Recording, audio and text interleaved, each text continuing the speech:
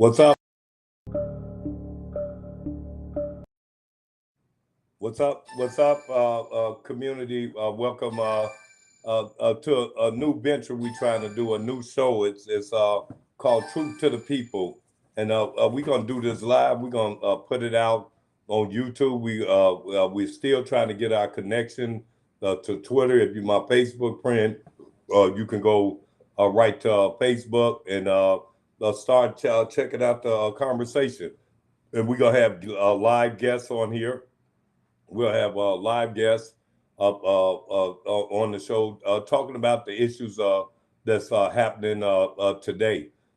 So it's a new venture we trying to do. I want to thank my brother Don Allen for helping Anthony McMorris Rice try to help produce this new thing we trying to do, so we can get information out to the people. And this is about getting it out to all people that's fighting through this system of government uh, and fighting to try to change the world. And it's a lot of things that we're doing. And I'm taping live from Minneapolis, Minnesota, most known for lately as the place where George Floyd was killed. And today Dante Wright was shot by Officer Potters in Brooklyn Center. They came down with the verdict today. Gave her and only gave her 24 months. A lot of people are upset by that, but as I continue to say, I was always wondering what they, who destroys their life like that. But Officer Partnership have gotten the same time that Officer Noah did, and they reduced this in about 3 years. They gave him 12 years. So it's about the justice system and racism and things we're talking about here in Minnesota that affects us all over the country, all over the world, especially for ADOS African American people, as we continue to try to find our way, even here over 400 years later from slavery. We're still trying to find our way, and so those are some of the things we'll be talking about. Education on this show. Right now we have a situation where our teachers are going to go on strike in Minneapolis and St. Paul. What's the conversation on that? I'm one that our kids been out of school a long time. They've been out of school a long time, and through the COVID pandemic, and they are going to suffer a little more. They're going to suffer a little more with this strike if it happens. And they voted like almost 100% to go on strike.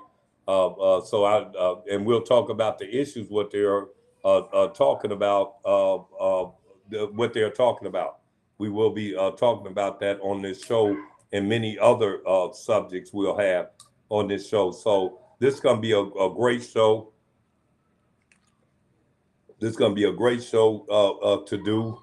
I'm real interested in bringing young people to the forefront to see how they fight the next 20, 25 years to make sure their kids are safe. And so I love to say, working with them young people 30 and under to help with the kids 10 25. Excuse me, working 10 to 25. So this it's so many subjects that we got to touch, and we got to unite. The country is at the brink of civil war. When you look at what some on the right is doing, and I watched what's happening on the left. What they are doing is two big fights. One wants the right wants to not let you be able to the vote, do crazy things like that, or play like Trump then almost caused a coup. He tried to do a coup attempt in the last election, and it's still impacting people today. You know what they did then, and in the country, what's happening in the country. So we'll talk about subjects like that. we'll bring guests on like that. We got we got guests coming on tonight. I'll be talking to young guys that's working on doing police reform. I got them in the back room, and we have some camera things that we'll be working on. This we are experimenting now, but I also have the people like Mark Anderson join us tonight in the 7 o'clock hour about trauma and what that means, and particularly in our community. There's nothing but trauma going on in the Black community now, especially here in Minneapolis, Minnesota. We've seen in the last week and a half, 2 weeks, a young man killed by police. Amir Locke was killed here, and he was buried yesterday. And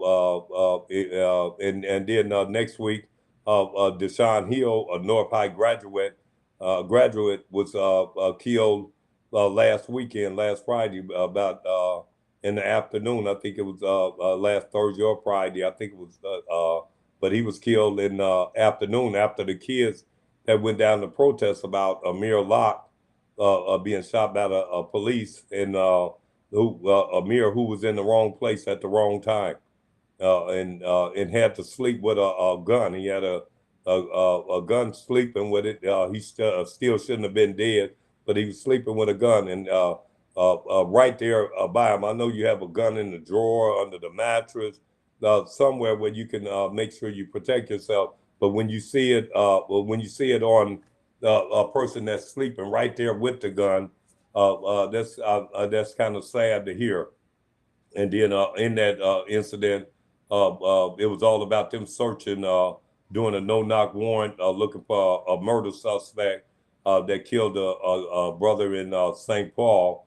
And so two of his cousins actually was arrested for that murder in St. Paul, and that's who they were looking for. And they was looking in three different houses just to tell the whole facts, nothing but the truth. And that's what I try to do.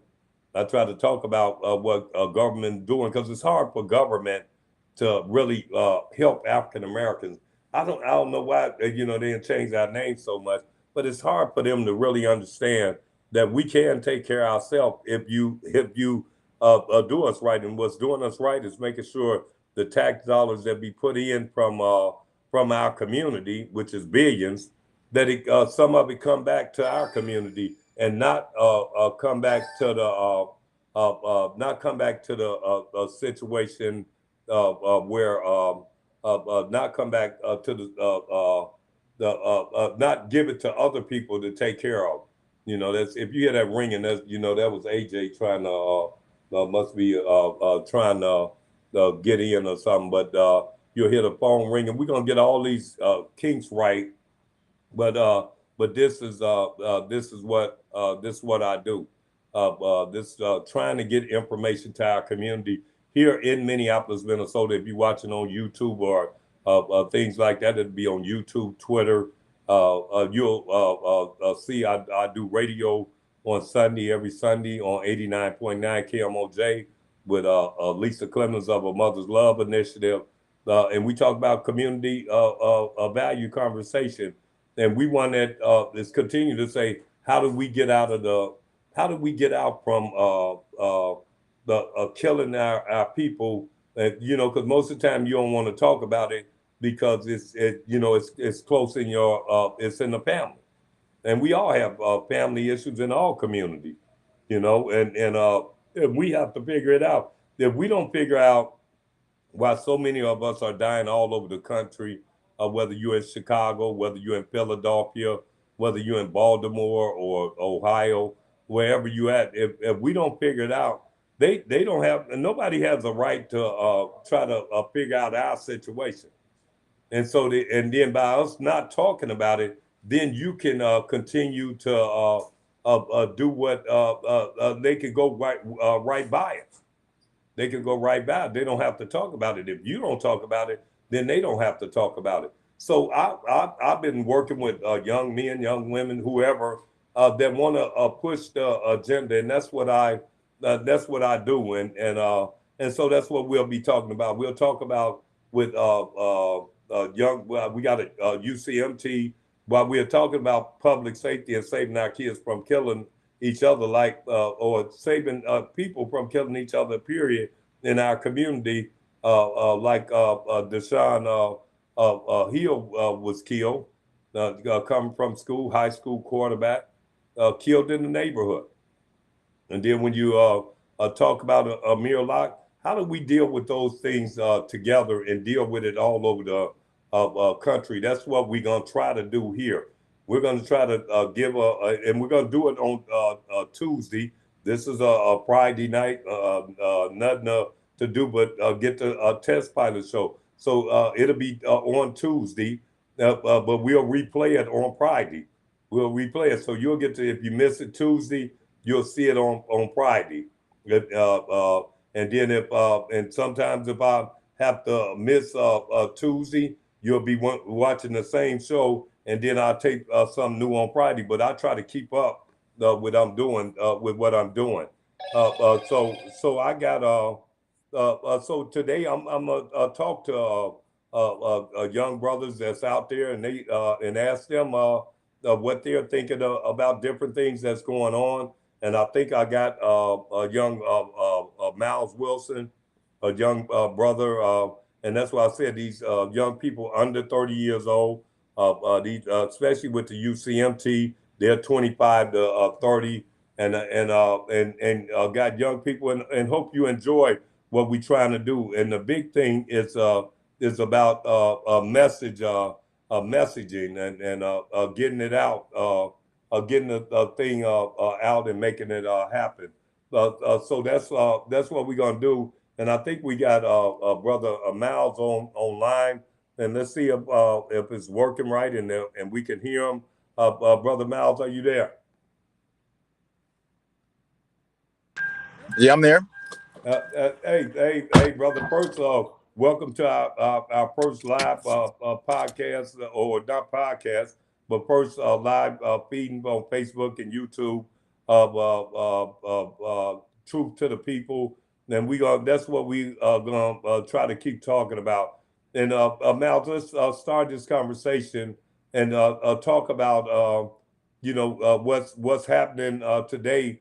And let's talk about what's happening today, Kim Potter, the Brooklyn Park police officer that shot Dante Wright, ended up getting 24 months. Talk about what you are hearing and what's the feeling out there, and what's your feeling about this situation. Remembering that Noah, who killed Justine Diamond, a white woman over South, ended up getting 12 years. The Supreme Court reduced it about 3 years. But what's your take on what's happening and with the Potter case, and then what's your opinion? Well, so my initial take on it, um, again, it's been with all that's going on right now. I think that we're to a breaking point. There's a bit of frustration that I have within myself, or for what's going on, and by that, what I'm getting at is with the situation that happened about 2 weeks ago with Amir Locke. Now we've come to a trial where an officer who claims that it was a mistake to pull her pistol instead of her taser gets sentenced to 24 months, which 16 I think she has to do in prison, and the rest she could serve at home. And I think that's just a little bit ridiculous, to be quite honest and quite fair. I feel that right now, with all that's going on, that accountability has to be the number one thing that we're holding not just ourselves to, not just law enforcement to, but as a standard. And I think that kind of discredits the work that there are some officers out there doing. But in terms of the accountability, and to know that somebody can commit murder and walk away with 24 months of for a sentence, it just seems a bit ridiculous to me. It's frustrating. And Miles, and that's what a lot of people are. are saying that kind of the frustration of particularly the Nora case that happened just not so long ago. It's a lot of stuff been happening, but a lot of people are echoing that, and and uh and and when you see it, when you talk about it feels like they're treating people differently, and what the justice system, what do we have to do, what do you think have to be done to get this thing on another level?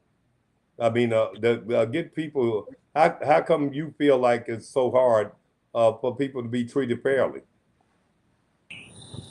Well, first, I think that for things to get done at that at a higher level is that it takes that understanding of how things are implemented into a system, how things operate into a system, and to kind of get into that system themselves. We need to see a lot more judges, defense attorneys,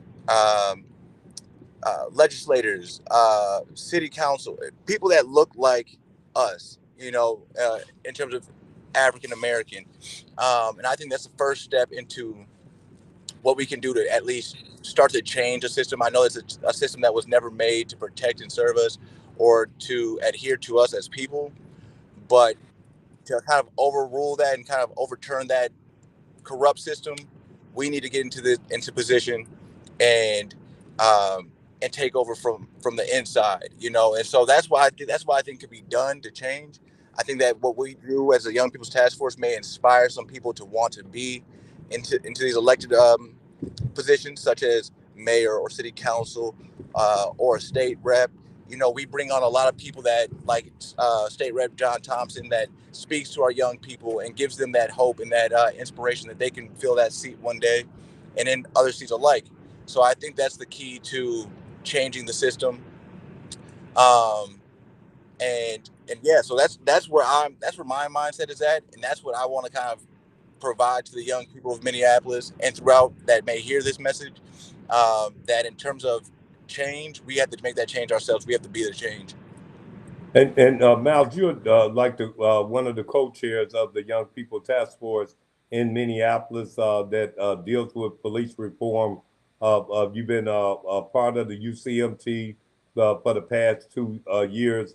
And the UCMT is the Unity Community Mediation Team that's working with trying to bridge the gap with law enforcement.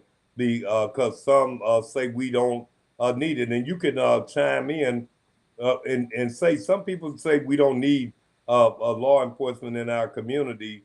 And like I said, the protests they were downtown protesting the death of Mir Locke, the North High students, and by the time they got home, Deshaun Hill was killed. How do you balance that, Miles? At one point, because we hate our brothers and sisters or anybody getting killed, period. But when they get killed by law enforcement, the attention is drawn there, but we can't get the attention the other way, even though they say this is up to a higher standard. Uh, why can't be a higher standard on both sides of these issues? That's a great question. I do believe that the higher standard needs to be held on both ends of that field. I do again stand on the accountability that needs to be held from both our community standpoint and from our law enforcement standpoint. I do believe that we do need law for some a level of law enforcement. I do think that we, as a Young People's Task Force, a part of the Unity Community Mediation Team, with the Memorandum of Agreement and the PCRC that is being started, can help transform, as my project coordinator AJ likes to say, transform the police department. So I do think that we can make great measures and great change there. But in terms of the community, we do need to hold ourselves to that higher standard as well. Like you said, when there's an officer-related shooting or officer-related incident, uh, we get out on the streets, we march, we protest, we demand accountability. But we need to hold ourselves to that same standard when there's a community involved incident, shootings, carjacking, so that we can protect. Because if the community doesn't trust law enforcement to protect them, we have to feel that we can trust each other to protect each other. So, in terms of that standard, we need to bring ourselves to a higher standard, hold ourselves accountable, take responsibility. So if you know somebody that's been involved in a situation, or have some type of information, help the community by bringing that to light, bringing that forward. I mean, because we've seen within the last year, 97 murders from January 1 to the end of December, and how many of those went unsolved? How many of those had no leads? How many of those went cold? So it shouldn't have to be that way. It shouldn't be that way, and we have the ability to make change when we have a strong knit community. And Mal, just a little bit more about the young people task force that's really trying to do some great here with the Unity Community Mediation Team. I applaud y'all as young brothers under 30 years old talking to young kids as young as 14 and 15 and 16 because I think y'all the right one because y'all ain't that far removed from what they going through, and it's a little tighter on them to see these kind of situations. But tell them if they want to get involved with the young people task force, what they have to do. Definitely. If you're a young person yourself, again, we deal with young people under the age of 30. So if you are a young person yourself, or know a young person that may be interested in wanting to work, to do transformation between the police relationships, want to be involved in some monumental movements, you can reach us and get a hold of us at on Instagram at the Young People Task Force _MN. Same thing for Facebook, Young People's Task Force MN. You can find us on the internet on our website at the Young People's Task Force MN.com. And you can reach us by email at the Young People's Task Force MN at gmail.com. And then Mouse, talk about you as a young man, and this is what I think is critically important. You born and raised in Minneapolis. How do you get people like yourself get more people involved? Because right now a lot of the tearing up that was done in Minneapolis, it was done by Minneapolis resident, but you had a lot of out of town help in that situation, and then you have to live with it. How do we get more leaders like yourself to come out and speak out, whether it's against law enforcement, speaking up to say this is wrong, but definitely speaking up on the other side, Miles. How do we get more people involved to know that this situation is dire, not for me, but more for you and your daughter. You got a 3-year-old daughter. How do you keep this city, which is a great city, but sometimes the politics doesn't treat our community as it should. Right. And I believe that the politics is creating a division and a separation between our community. I think there are a lot of strong leaders out there right now, and I think there's a lot of different stances on what somebody can take, especially when it comes to regards to our law enforcement. Right?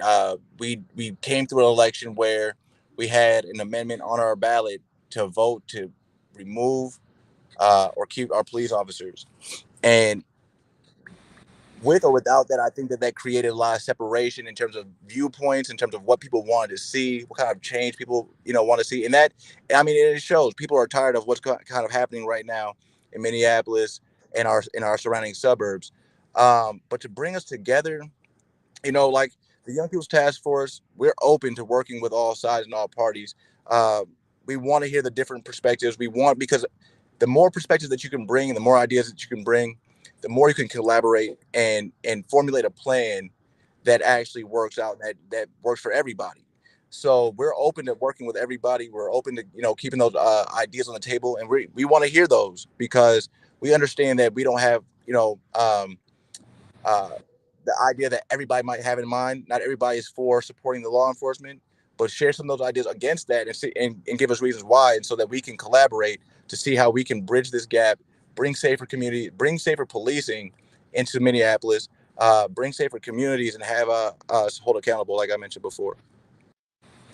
And I'll say that again. I'm proud of what you guys are doing. And now I'll go to Nick. I don't know how much you heard Nick, but I'm gonna get better at that too. I'm gonna know who's in the studio, who's not in the studio. So we're like I said, this is us coming out. This is gonna be ongoing. We are going to continue to push messages out to our community in Minneapolis. And Minneapolis is such a diverse community of all different races, and sometimes I always think they pit people against us, or either pick our leaders in Minneapolis. And we'll talk more about that in the future. If you good, if you shut up and let stuff happen in our community. I talked about it. I did a live Facebook yesterday talking about the Office of Violence Prevention and the lady that runs that, and who picks favors and I say names. If you're a director or you're a city official, I'm gonna say who you are. And I watched as we had a director that was supposed to deal with trauma within our community, and they once they spent all the funding that was supposed to help our people with trauma, then that department gone. You don't even hear it no more. Called it used to be called recast. And I called it out then, and I watched as they go away. And that's what they do. They did that with the empowerment zone many years ago. The did the final report, wasn't nothing in it, and they had spent over $1 billion. And when they wrote it, it was wrote for African Americans. It was about African Americans' education, the poverty in our community. And then the city squandered it and really didn't give us a chance. And they'll say they didn't give us a chance because we didn't have any equity. And so those are the kind of things I'm just reaching out trying to see how we survive. But I got Nick Martin, who's another person, young person that's on Young People Task Force, and Nick, we just talking about first we talking about the Potter trial, where she only got 24 months, Nora got 12 years, and although I always say I can't see nobody doing that and destroying their life. I just can't see you doing that intentionally. And some people say, well, no, she did it intentionally. They thought, but that's the skepticism and the madness of that where we at now. We don't trust law enforcement, and so sometimes it ain't rational thinking. I always say I think with a GED, but I got a CSD, a common sense degree. And when I say that, so first, Nick, talk about the Potter trial and the difference in the verdicts with when Noor, the Somali officer, made a mistake with Justine Diamond, I believe, and they said he had a depraved mind when he did that, and he ended up getting 12 years. They got it reduced by 3. But talk about the Potter thing and what's your thinking and what's your friend saying? I mean, what my friends and family and community, they're all sad about it, and they think it's messed up. But I mean, a lot of people are just they're so used to this and normalize it that they just think that this is what is supposed to happen and what always happens. So and then with all the media being pushed out behind it, it just is like I mean, everybody is being swarmed with media, and there's nothing else you can focus on. So I would say um, it is messed up, and the difference. I mean, we see it every day. I mean, every time you go on the internet or turn on the television, you see something else that's happened in Minneapolis that's messed up with racial stuff in policing. So um, I would have to say what I think right now about it is we got to keep pushing, and we're going to get some wins, and we got to focus on ourselves and not feed into it too much, because it is causing a divide between people. And I think right now as the Young People's Task Force, we got to continue to work with the community and the police and figure out ideas and solutions that we can come up with together to fix this from continuing to happen, and so we don't have to normalize it anymore. And Nick, when you do a lot of the technical stuff, you and Anthony, and I say I'm doing this show. This is about y'all. This is about y'all. This is about using whatever I have to promote what y'all doing, and it don't. This is not gonna happen overnight. This is not y'all life and y'all work and you still taking time to do this right here, and it's so critically important of what y'all doing, and that's why we starting this.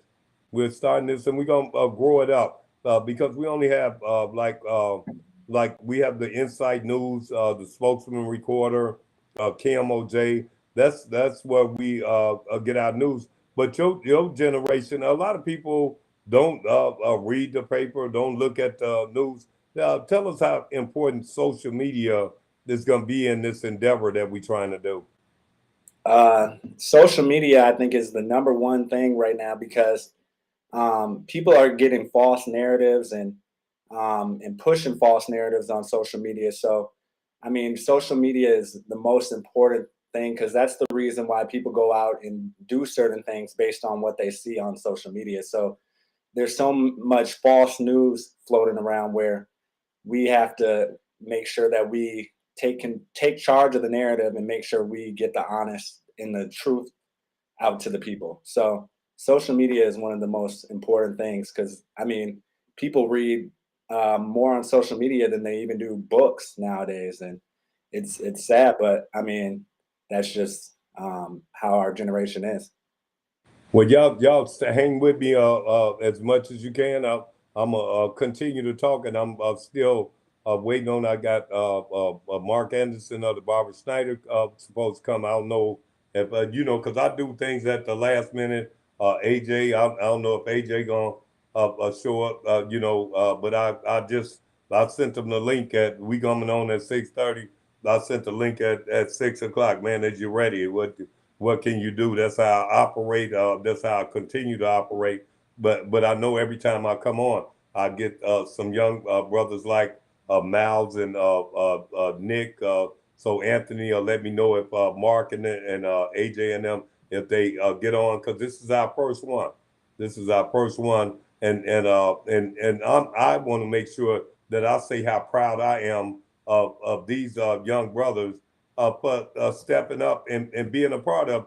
And I think about it because when George Floyd died on May 25th in 2020, uh, in by that June, we were all working and moving things together, and they showed up, and they didn't have to put their time into working on this because it's such a long fight. The fight about trying to change something over 400 years of oppression. With law enforcement. So we're not going to change it overnight, and I'm not going to expect them to change it overnight. I'm not going to expect us as we work with Minnesota Safe Street, and that's a collaborative effort of community groups, and it's going to be up and down, but it's a community-based solution because see, we know they've already failed us. This the country have failed African American ADOS people the whole time we've been here since they dragged us over here. But and then most people that come over here, if you're immigrants, you come over here and say, get over it, get over here. But they're giving you things to go to college. Your credit is good, everything is good. And with us, and this is what America and this is what Joe Biden have to think about what we did in the election for him, what we did, because Joe Biden was getting ready to lose, and he went to South Carolina. And when he went to South Carolina, Jim Clyburn and them changed the whole tide, and that's why Joe Biden is president. And what changed the tide was African American like myself. My generation said Bernie is crazy. You know that I mean, not literally crazy, but his policies and what he was doing. He was more into this anarchy, not trying to have a solution. But when you ask Bernie, want to give everything away till you say reparation. When you say that's the only time Bernie had an answer. When you say reparation, Bernie said, "Oh no, wait a minute, that ain't what I'm talking about." But we are that community that thinks with common sense. We don't, no matter what all we went through, we think with that common sense. That's what we do. That's why I said I got a GED with a CSD that's bigger than a doctorate degree because only one you need the doctorate when you the doctorate and the masters and all that. Those people are the reason we in the condition we in. Most of them, not all of them, but most of them, because they get in there and they be quiet. They don't say nothing about the problem, and the problem just festered on. As long as you get yours, then you all right. You all right. So me as an African American man, a descendant, an ancestor of slaves, what my great great grandmother was. That's where it was, and so I know those things. So when I see people getting up there into positions of power, like I said about this Sasha Cotton, who's over the Office of Violence Prevention, and she's mixed. I'm just saying when I say not for you have Hispanic and African American, you ain't got that feel what I said. So you can do play the game and let people pick some favorite black people that fit you and that ain't really doing what we need them to do to save our people. Then I got to call it out. And that's what I do. I'm like, no, we can't afford that. How they get $3, $4, $5 million saying they helping a problem of violence, and then we ain't getting nothing done. And so that's why I said I asked she need to be gone. Enough is enough. Everybody tried to work with her, but and then she not working with the people that can solve the problem. We know who can solve the problem. The people she working with ain't never been on the street half the time in Minneapolis or St. Paul. They ain't did this work, and so that's why I said they pick our leaders. They pick our leaders, and then we end up with a traumatized situation like we did with Amir Locke and then Deshaun Hill. And I'm joined by my brother Mark Anderson, who's a part of the Unity Community Mediation Team, and he's also the executive director of the Barber and Synder Foundation, who deals with trauma within. If you want him to talk about it, he brings it. And he got into this a long time ago. Me and him was on the team fighting against police injustice the years ago. And Mark, first, welcome to our first live YouTube show, truth to the people. And Mark, first, kind of talk about your organization and who you are, and then I ask a couple of questions as we continue to try to move through this show. Thanks, Al. Thanks for inviting me to be on your program here. As you mentioned, I mean, I got involved in federal mediation back in 2002, 2003. We signed that memorandum of agreement, and I got involved because what happened to a lady by the name of Barbara Snyder. She lived down on 31st Street and Hennepin Avenue South.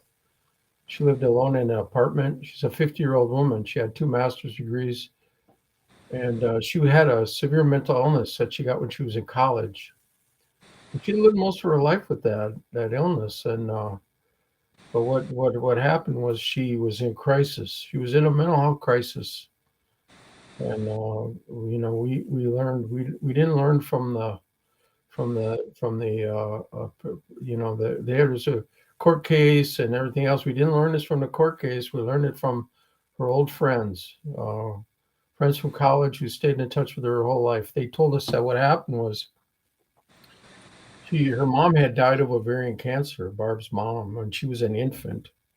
And then Barb had been diagnosed and treated for ovarian cancer a few years earlier, and then the cancer had come back. So this shock news about her, cancer coming back, we all know that's bad news. And she was upset, and she was a Jewish lady. Her dad was involved in the Nuremberg trials, Nazi war crime trials. She was a Jewish lady. The Nazis had murdered her relatives over in Europe back in the 30s, 1940s, before World War and during World War II, and she was writing on the walls about the Satan Squad, which was to her the Nazi SS, the people that had murdered her relatives. And she had a radio in the window. We all know that the music calms you when you're upset. You're going through something. You turn on the music, it helps you. And she had the radio on. Neighbor called the noise complaint, 911 call.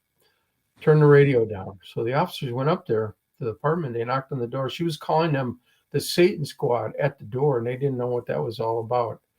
They went in the apartment. They used pepper gas. She went back in the bedroom, closed the door. They brought in a backup police. They had 5 police officers in that little 1-bedroom apartment with Barb back in the bedroom, and they were going to transport her out. And she was afraid for her life. She thought it was the Nazis coming to get her. She was talking about the Satan Squad coming to get her, thinking about her own mortality with this cancer diagnosis, and then the mental illness. They thought she was probably stopped taking her medication because of this shock of this news, and then she lost her life in that encounter. And that's how I got involved in this. I was just it was a big story back then. It was like all these stories about these police shootings. It went on for days, and people couldn't understand what happened. How could 5 cops go into an apartment? A lady's 50 years old, 5 feet tall, 100 pounds. Why? How can the cops not handle that?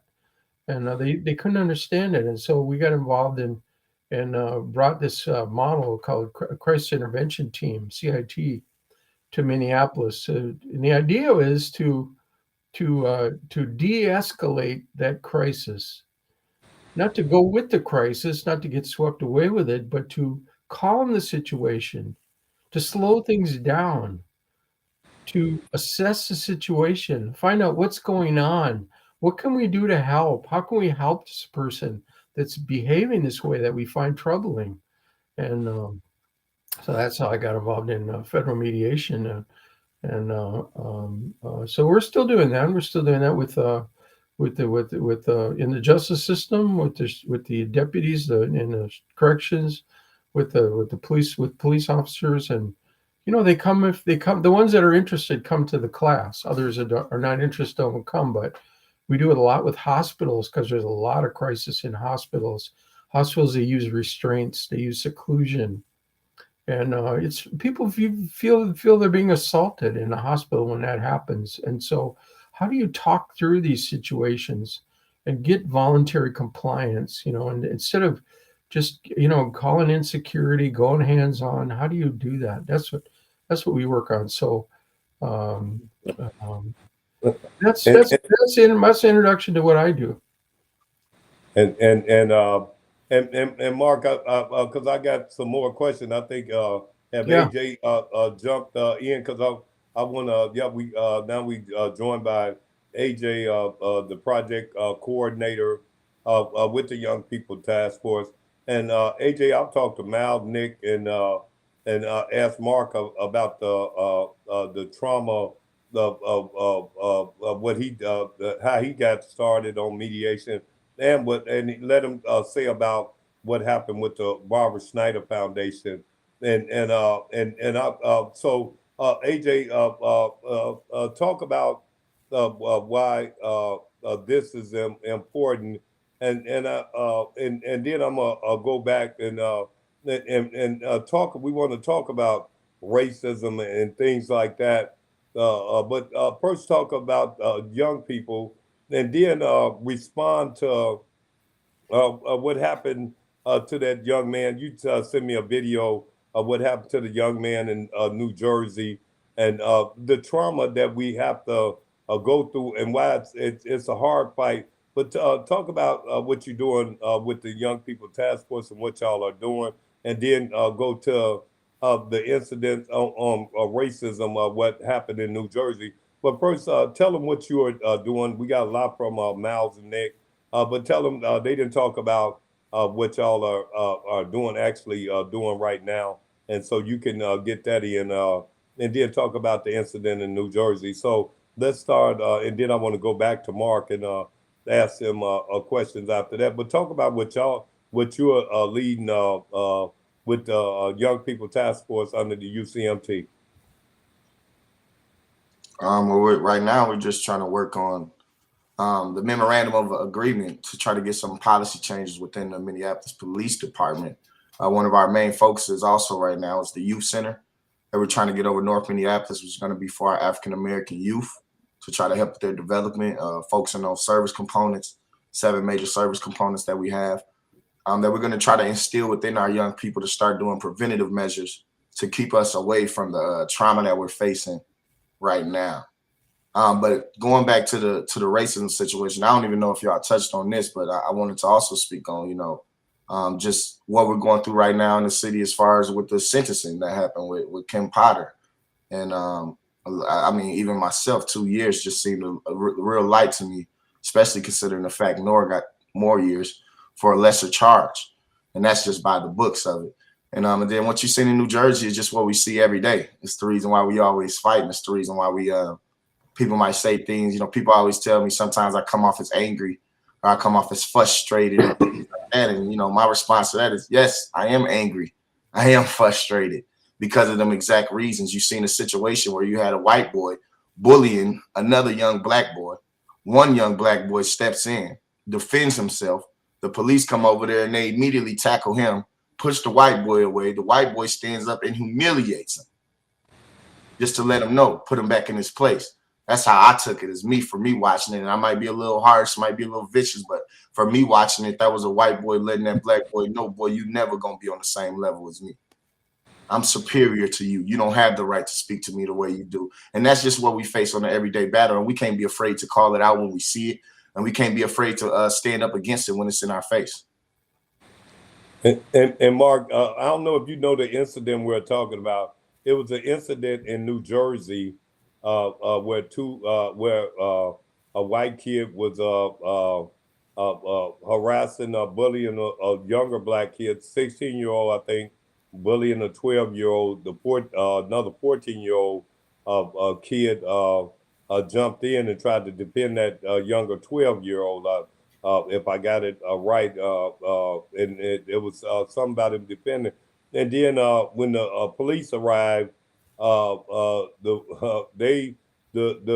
white kid was over the black kid, and the police immediately grabbed the white kid, sat him on the couch, and while one officer attacked the black kid and was handcuffed him, and then even when he handcuffed him, Mark, the female white officer went around him and had her knee so close to his neck. You have flashbacks of what happened to George Floyd. And that was in broad daylight. Everybody looked, and they took that black kid to jail when the white kid is the one that started it. And then, they let him out. But talk about the trauma, because you've did classes with a mother's love. Ain't nothing racist about you, Mark.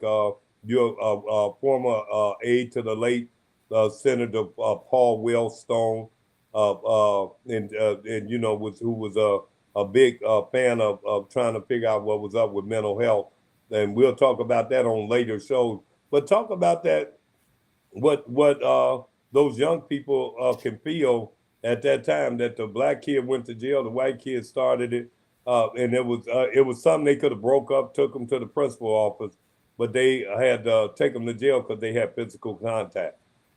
Well, let me just tell you a little story. I think it's related, which is we did a training last weekend with people from the community that are interested in this issue of trauma, and the presenter was talking about trauma that the young people in the African American community experience and how it affects them. And the lady said, the African American lady said, "We know what happens in our community. We don't need training on that.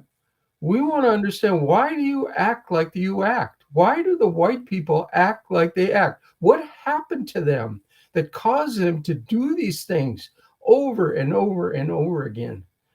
And I think it was people were agreeing with her in the room. It's like, we're not going to get past this moment where there's this fear of the young black male, and the system is harming the black man. We do a lot of work in the jail, and I walked through that jail, say 800-bed jail, downtown Minneapolis. I don't know if anybody's walked through there, but it's African American men, Native American men. That's who's in there. There's some others, but mainly, why do we have this idea that that's the danger? We lock people up for such a long time for really like a small drug crime,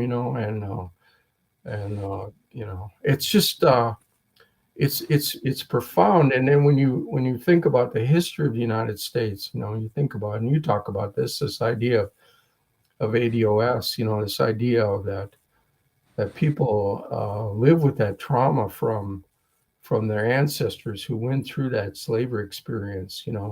For generations they went through that. I was thinking about the number of generations, from 1619 till 1865. That's, what is that, 20 generations of people that went through that slavery experience. And then there's not the empathy to say the damage that was done, the injury that was done to those people, and it's passed down to following generations. Let's have a little compassion and some empathy for that. So I'm just hearing, as you're telling this story about this incident in New Jersey, that's what it kind of recalls to me, is this just a systematic failure to see the other side of the problem. Failure to see what was done to people for so many generations, not just years, but generations was done to them. And that's a severe trauma, and trauma affects your body. It affects your and it gets technical, it gets scientific, but your epigenetics, the gene expression that affects that. And so it's a powerful influence on your physical being, caused by trauma that your ancestors went through. It's passed down to you from them. And people need a compassion, they need caring, they need a nurturing, and that's how we need to be responding. But it seems like we're not doing that. We're blaming, we're accusing, we're fearing, we're isolating, we're denying, but we're not doing what we should be doing. And AJ, I'll go. You was short. Gideon, what do the things we're doing, trying to deal with mediation, trying to work with public safety, talking about housing, these issues we're talking about. Say what you want to say. What is it? What is it that we can say, or what do we need? What we need to do? You speak on it. What are you thinking at this time about Potter and the difference in the Noor case and the Potter? How do you? It's not explainable. That's why I ain't say nothing. But I said earlier on the show that that I was one that was saying I just can't believe somebody would do that to destroy their life. But I thought she should have got the time Noah got. It was negligent. I thought it was negligent. People got their feelings about what it was. I said that earlier. Because that's just that inside trauma that Mark talks about that we've been dealing with for hundreds and hundreds of years. But speak on it, and because we still have to come up with solutions. That's a lot. Well, and for me, I'll just say it. I don't believe for 1 second she made a mistake. I think she knew exactly what she was doing. Going back to Mark thing, what he was saying is a lot of time, you know how the trauma is passed down through generations. Also, it's what's passed down through generations, especially with white Americans, is the cognitive dissonance. So, which means you spent 200 or so years looking at a group of people as not human. You spent 200 or so years looking at a group of people as inferior to you. And when you have that type of mentality, it brings this type of level of dehumanized. That's what we always fighting for is human rights. We're fighting for it to be recognized as humans. It's something that we've been asking for a long time. So when you have people who do have that cognitive dissonance, who has also faced that same type of trauma because they have lived this long time thinking that we're not human, even though we bathed their children, fed their children, and helped them learn how to live in a civilized way. So it's a type of lie you got to tell yourself. It's almost like the person who's a serial killer but tell people that I'm not a serial killer, right? Or a person who does these type of brutal things but don't believe that what they're doing is as brutal as it is. The answer to all of that is it's going to always be the same answer. It's reparations, right? It's time for them to cut that check. It ain't no way really around it. We need reparations for the ADOS people so that we can start to reconcile for all the damage that has been done to our community for over 500 years now. As Spike Moss would always tell us, it's a little before 1619. So it's been a long period of time where our people have been enslaved and been tortured. And even after slavery, when you look at post-slavery, some of the atrocities that we still face. I give you something even deeper with Kim Potter, not even mentioning Muhammad Noor. It's brothers who are in jail right now for as Mark said, for small drug crimes that got more time than she did. She's gonna do 18 months.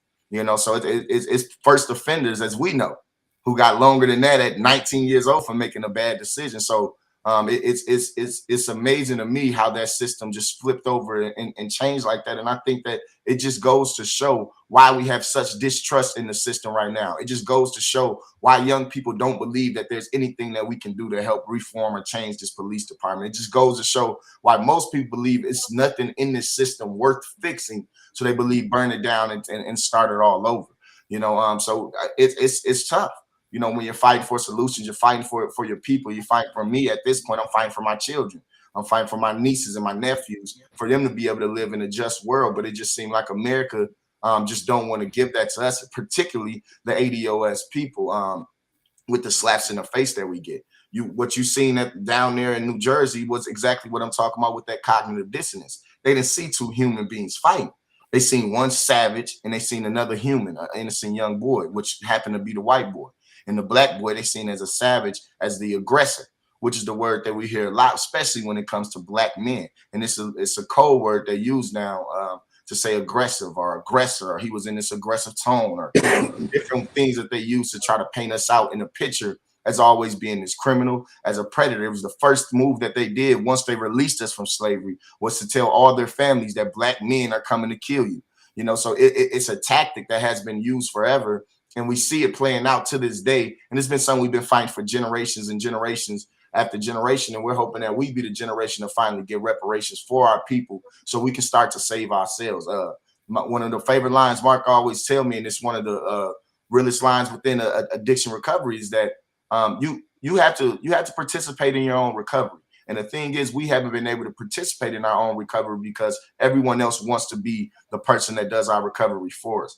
Now's the time where we fight as people and we say, no, let us participate in our own recovery, give us our own resources to do what we need to do. Let us feed our own children. Let us educate our own children. Let us work on economics. Like I say, we don't want to work in, we don't want the affirmative action anymore. We don't need to just be a CEO in your company. We want the company ourselves. We don't want to own a dispensary in the marijuana game. We want the farm and the land to grow it. Y'all can have the dispensaries. We don't want just a piece of the check. We want all our check.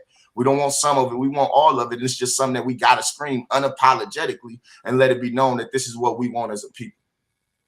And Mark, I'm and I go first before I get to Mark, I'll go to Nick or Miles. You want to comment on that? And if they want to comment, I'll let them comment. That was pretty strong, but mine is to ask. That's a real question, Mark. Coming.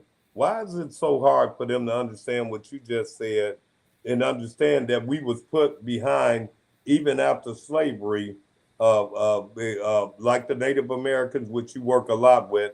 Why was we put so? How come America doesn't understand what they did and the trauma and the damage that they did, what they did there? Yeah, Nick came on. Maybe Nick wants to say something. I don't know. Nick, did you want to jump in on that part of the conversation? I just want to add on to what AJ said. I think he was spot on with they're not giving us a chance to take charge and make a difference just with ourselves, and that is the number one thing that needs to happen right now.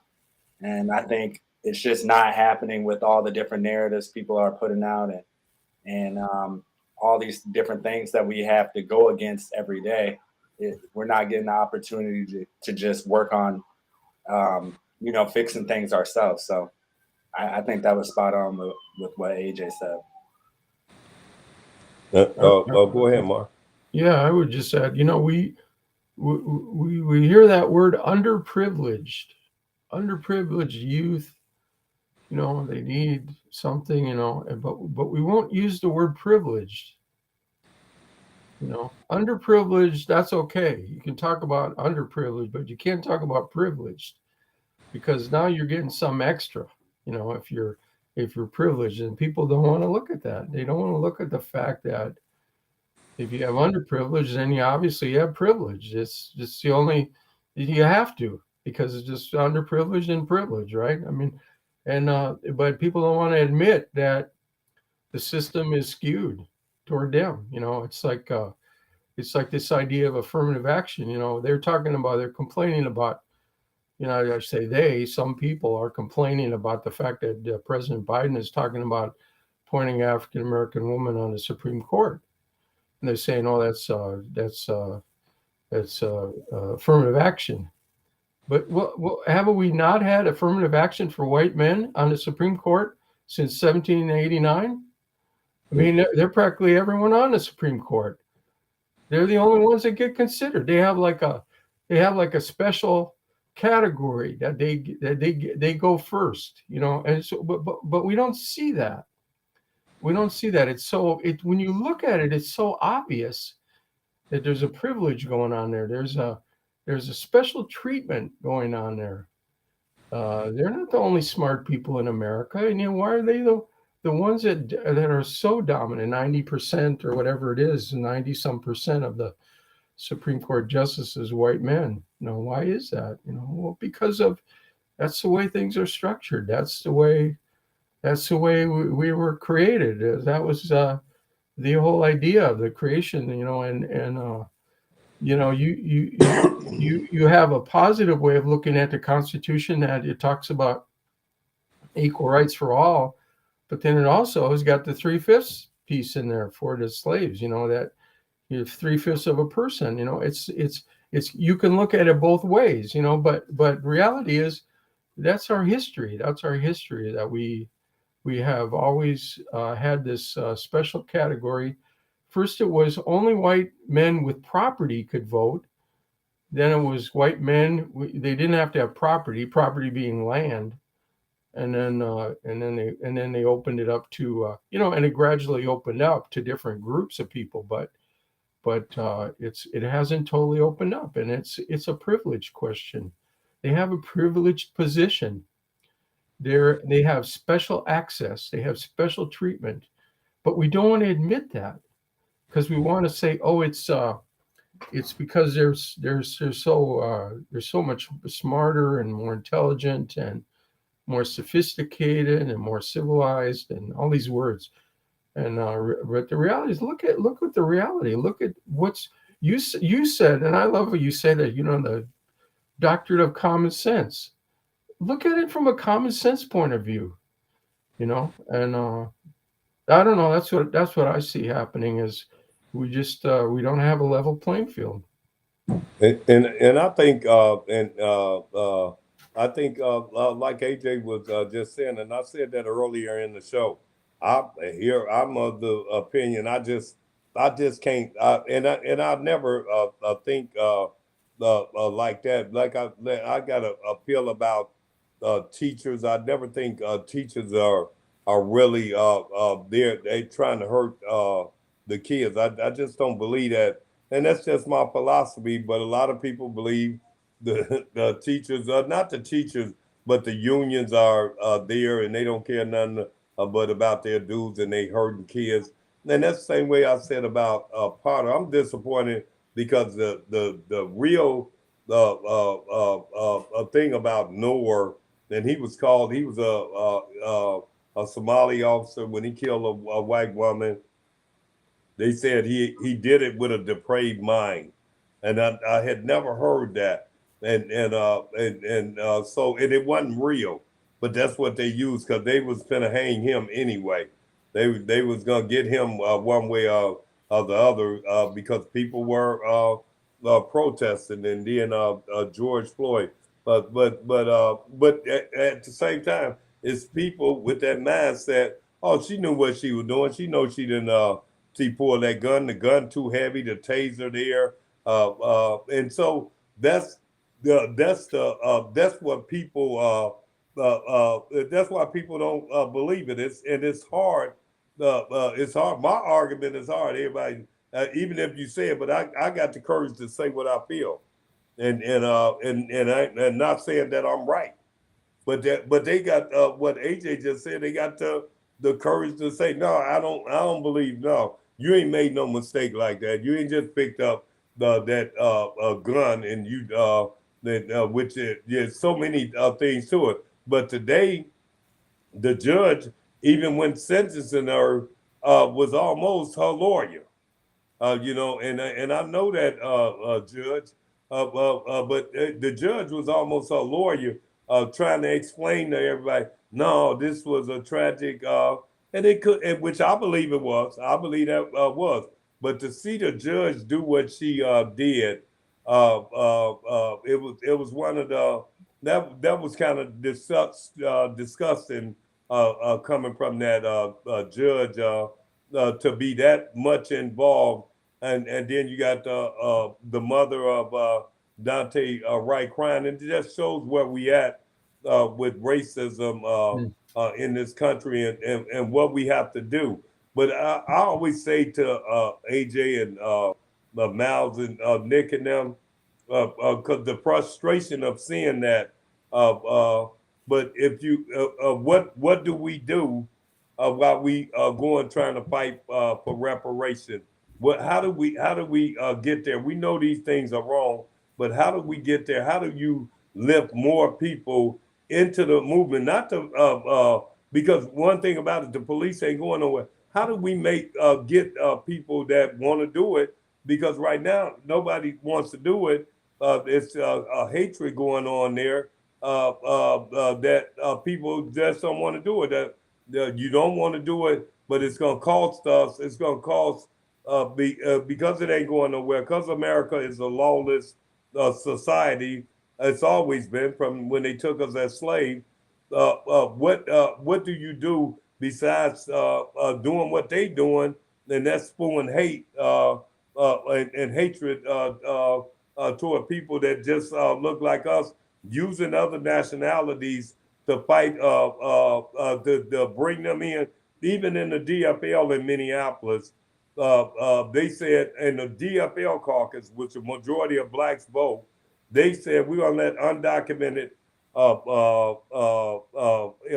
people vote. Now, you can say that you're gonna let them vote, but it's we already at a disadvantage anyway in the system, and that's gonna make it even more disadvantage. So those things like that, I'm looking at it and I'm trying to get the information out like we doing now, and really do something positive of talking about what we are gonna do. But AJ, I'll go back to you. I know what you feel. I know that was hurtful. That wasn't. There really wasn't enough time. I'll say that, and even though my feeling is that, and I just don't want to believe that somebody would. I mean, well, she didn't destroy her life because she didn't give her 24 months, so she ain't gonna miss for one Christmas, one Thanksgiving, one birthday, which is just totally unfair. But what about the other part? Why is it important? What to do what you doing? Because if you don't do it, who's going to be doing it right now? Well, it's only important if we get something done. You know what I mean? At the end of the day, it's, you know, people is not wrong for their sentiments of protesting and doing. Y'all, we got to remember UCMT and the memorandum was in 2003, 4, 5, 6, 7. I was 13, 14, 15 years old at that time. I'm 29. You know, I got a daughter that's 9 years old. She's almost the same. She'd be the same age when y'all first started these conversations. So people is not wrong for that. And, you know, and at the end of the day, I get what you're saying. But for me, you know, it's hard to believe that a group of humans will enslave somebody for 250 years and rape their children and beat their children and hang them in front of their children and beat people in front of them, rape the men in front of the woman so that they knew that this man was emasculated. Or George Floyd or Derek Chauvin would put his knee on George Floyd's neck for 9 minutes and 46 seconds straight while people is watching in broad daylight. So, you know, it's hard to believe that people would do these type of things. But for me, I have come to the ability of saying I won't put nothing past the viciousness of what white supremacy is, because it's a vicious game. You know, people shot Martin Luther King in the face for preaching peace. This is a man that preached peace. I can't put nothing past anybody. You know what I mean? Especially when you start to think about it wasn't her first encounter ever seeing Dante Wright. And then if you know that you can end up with a 2-year sentence for murdering somebody, I mean, that's a heck of a thing. I'm pretty sure his brother's in the joint right now who thought they had a taser too. You know, but that ain't gonna work. I guarantee you, I ain't gonna be able to go to court and say I thought I had a taser if I had a taser on me. Well, you know, so it's the fact of saying, like, what can we do? No, it's what can they do now? Because at the end of the day, it's only two options, you know, and as crazy as it sounds, I know it might sound like that's not going to work and that's not going to work. But the part about America is it's really been a couple times when things really dramatically, tangibly happen for black folks. You had the Civil War when we got out of slavery. That was the bloodiest war in the United States history. You know, you had the Civil Rights Act. That didn't happen when Martin Luther King had a dream. That did not happen when Martin Luther King was out speaking and trying to work to bring everybody together. It happened after Martin Luther King was assassinated, and it was riots all over the city. When you think about now, 2020, what just happened with the George Floyd? It was a lot of things that passed, not enough for us, at least in my opinion. But the reason why they all was at the table, sadly enough, is because things was on fire. So it's this type of mentality, the Boston Tea Party, America, how America was founded. They weren't throwing that tea out for no reason. They weren't throwing it out just because it tastes nasty or nothing. That was a rebellion, you know. So everything about America starts with rebellion, the Revolutionary War. Everything about us is bloody and violent in order to get anything out of this country. And this is a powerful country who has global domination, right? They dominate countries all across the globe. This ain't just us; it's everywhere. So this is so to fight it, you gotta fight it with power and force. You got to come back and be forceful in what you're doing and make it be understood when we sit down at them tables that, hey, look, we have to get something done, because if either we're going to get something done, or regardless on whether we say law enforcement is there or not, they'll be raising vote yes again. And this time around, some of the people that vote no will be on the side of vote yes if we're not able to get nothing done. It can't keep coming down to what it is that we got to do. I think Mark said it best. You know, we talk about training and stuff. Training don't never seem to come into play unless you're dealing with a black person. The training seem to work just fine with every other ethnicity. It's just when you come with these black folks, which I keep going back to that cognitive dissonance that we don't talk about enough, that happened with a lot of white Americans after living in a ability of feeling like you're superior to another group of people for such a long period of time. And every time that group of people stand up to you, it has been historically met with white lash, which is a lot of different things. Crack down on crime, war on drugs, the Crime Act. The Crime Act happened after 1992 with the Rodney King riots. It's a pattern that happens in America. And now we're going through the second pattern. You see how vicious they're going on trying to take away our voting rights and the different things that's happening. And Donald Trump and the revigoration of Donald Trump, where they thought racism was over, and Donald Trump showed them racism is not only over, it's prevalent. And not only, it's not just old white men, it was white boys younger than me out there that's like that. So we have a whole nother generation of racism that's there that a lot of people would say that we weeded out once we got Barack Obama. So I think it's the fact of always speaking the truth and understanding that something has to change, or else we're gonna keep coming into these points of rebellions, and this generation is not gonna stop. You know, they're not gonna stop. They're gonna keep coming outside, and they're gonna keep going. And my fear is that it keep escalating, because you fear that nothing can happen without that. When you think that they've been protesting, all the peaceful protests that ever happened, and you never get called in the room, then the one time the city go on fire, they're speaking to more activists and quote unquote freedom fighters than ever. And you say, wait a second, all the other times we tried this metric of sitting down at the table, we ain't the only one that sat down at the table with these folks. Everybody that sat down with the department before. Everybody has been trying to get reform done before. The problem is that we never seem to get anything tangibly done. So to me, how we bring more people like that into this movement and into the process of trying to sit at the table, as we like to say, is going to start with us actually getting results and building out this framework of what the Minneapolis Police Department, as we like to say, should look like moving forward. Without that, we'll never be able to bring them on, because it's just a simple lack of trust. And you can't blame them for it. It's almost like a person who's been in an abusive relationship, and that person keeps on coming back telling them, hey, it's gonna be better this time, baby. I promise you, I ain't gonna do it to you this time. I'm gonna give you some flowers, I'm gonna give you some roses, because that's what usually happens. They make a mistake, they come to our community, tell us how sorry they is, pick which leaders they want to speak to, then it's back to business as usual. At one point, a person either has to leave that relationship or they have to get that person up out of there. And that's where we're at the brink of that. So it has to be changes that's going on, and we're going into a whole new relationship. That's why we say peace department. The police department has been built on control, it has been built on order, and has built on oppression specifically for our people. The peace department will be built on peace. The peace department will be built on communication and de-escalation for our people. That's what we need. And Mark, when you hear one thing about these young people, and me and you both have been very supportive of what they are doing. We did mediation back with the late Ron Edwards and the late Clyde Bilcourt. They were the leaders back then for the Native community, for the African American ADOS community, and here we are. Years later, you was supporting it, supporting our communities back then. But when you what AJ respond to why it's important that we keep trying to push it, because it's only one thing: it's war again, or them treating us and doing the right thing about our community, particularly the ADOS, because the native, whether we like it or not, I wish we had a couple of casinos. I wish we had those kind of thing. I wish we was we was had something that we could build economics on. And if you don't take advantage of it, that's on you. But speak on that. Why it's important that you're putting your time in, because you don't have to do that. You work with the Barber Synder Foundation, but this right here is almost like a mission for myself and you. Yeah, it's a mission for me because I'm from Minneapolis. I was a little kid. I lived over at 33rd and Oakland Avenue South, and I know it was different back then, but it wasn't that different, really. Um, and I care about our community. I care about those young people. I want them to grow up strong and healthy, and be successful, get what they want out of life, and raise their own family, and feel safe in their own home. And I that's what I'm doing this because I think I feel like a responsibility to do that, to for my neighbors, for the young people that are coming up after us. And I would just say this, what the young people are doing now with this youth center.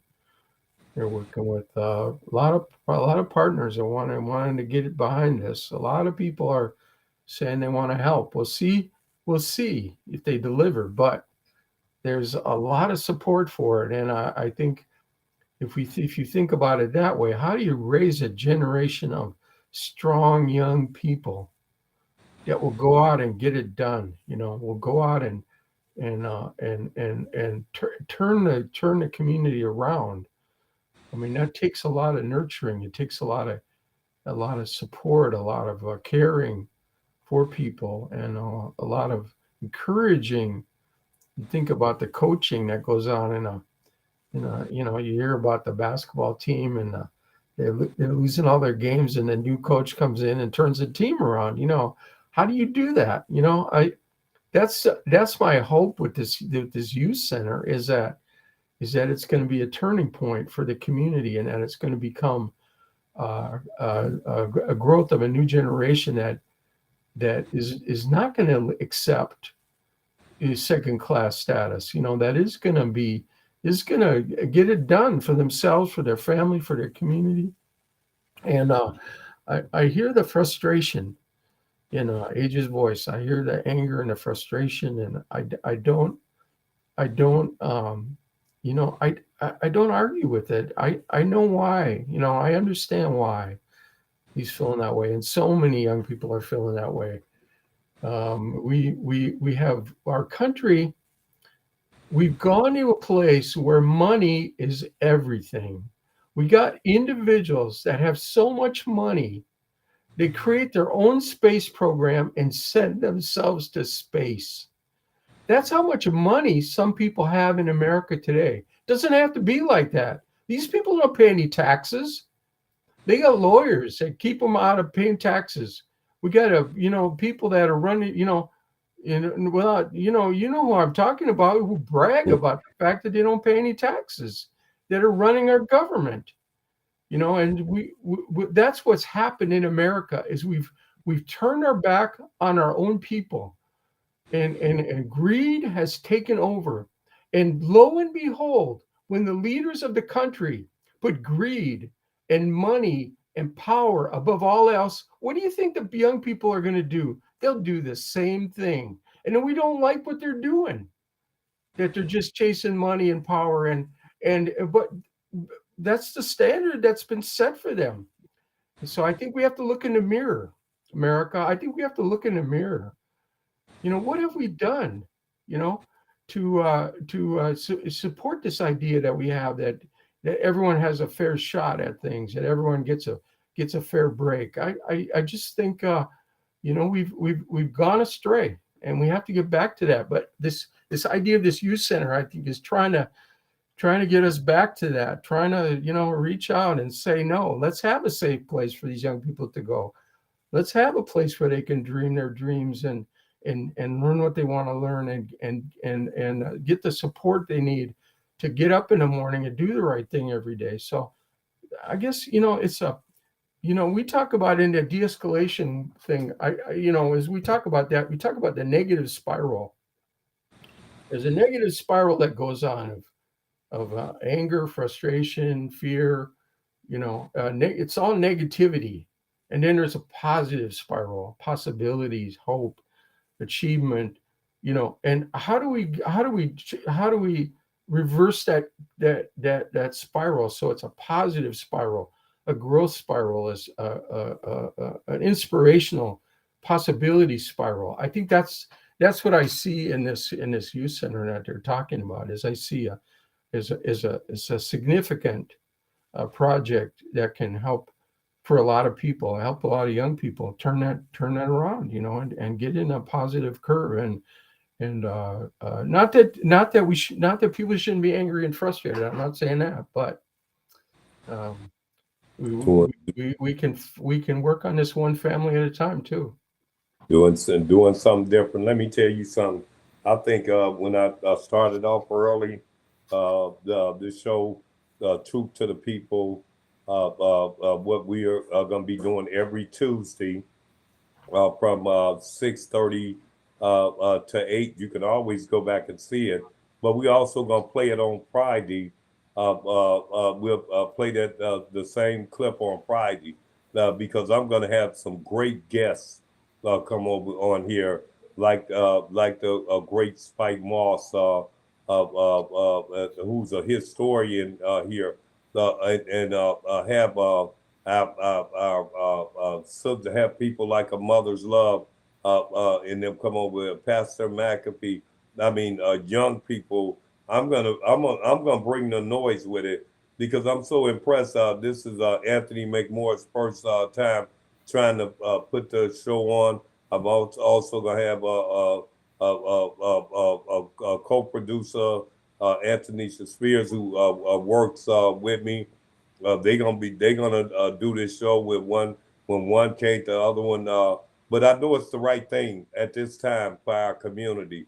I do radio every Sunday on KMOJ. I get the message out on KMOJ. But now we're gonna broaden this. This is gonna go good. It's gonna go good.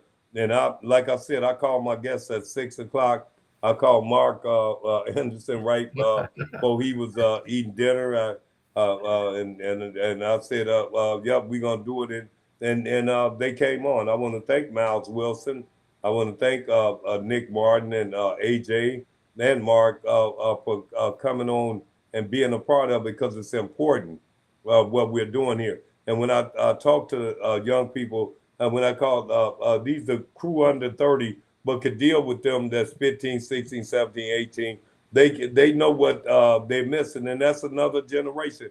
And we'll get on here and talk about that generation. I know we're fighters in our family. If you're watching that picture back there, you'll see there's AJ there. That's a nephew, and that's a daughter. They was in the protest.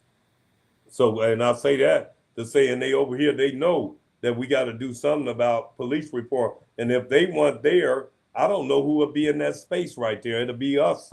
And I will continue to fight because I fight what I believe is right and what's right. And then if you follow me, I don't care if you're young or old, whoever you is, if you follow I don't debate. It's my opinion that we're in trouble as a people. And when they see something like what happened with the Potter case and watch Noah, yep, you absolutely could be disappointed. When they see Amir Locke get killed, you absolutely can be disappointed. When you see Deshaun Hill get killed, you can be disappointed, but you can't give up. You can't quit this fight. This fight, what they talked about earlier, all the way back to the 1619, when that's when most of the documentation came out. That's what a lot of people said. But when they went all the way back then, they, I mean, that's where we came from. And our ancestors fought the fight. Ain't nothing we're doing that's toughening up them. When AJ talks about how we had to feed their babies, we had to watch them lynch our people. I was watching the Great Debaters, with the Denzel Washington movie just last night. And I can watch it over and over again because and that's how about young kids at a college called Wiley College, and they was telling that story. That's something I watched because I know they didn't tell us the real history when I was in school. They told us the history they wanted to know. Remember, George cut down a cherry tree, went home, told his mama, I cannot tell a lie, mama, I cut down a cherry tree.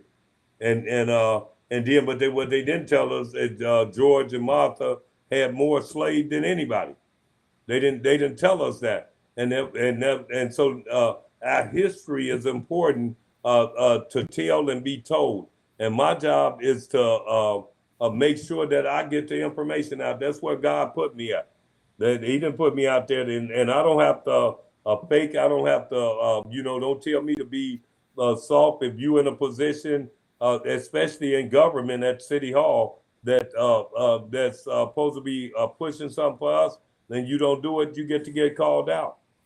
You get to get called out, and so I know what we are doing. I know time is running out, but I got like I think I got like a minute here to say thank you to Mark, and hope you join us again. Thank you, Miles. Thank you, Nick.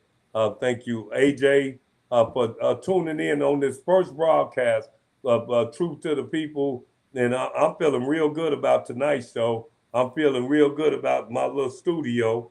It could be bigger, but this is this our ancestors didn't have nothing. So I'm gonna stay positive with this and tell anybody that listen, everybody on Facebook. I see you chimed in. This is what I'm trying to do. Just keep pushing the message and join us and pass it around. Share it as we have a conversation live every Tuesday night at 6:30, and we'll probably produce it and put it out. And don't let me forget Don Allen, who does a black IBN Black News. And check him out. Just check him out, brother Don Allen. And thank you for giving that what you gave to Anthony McMorris, because he's gonna do a great job. And I know Anthony Spears. So I thank y'all again. I know we'll talk soon, fellas. But thank you again, Mark. Thanks, Al. Thank you, AJ. Thank you, Miles.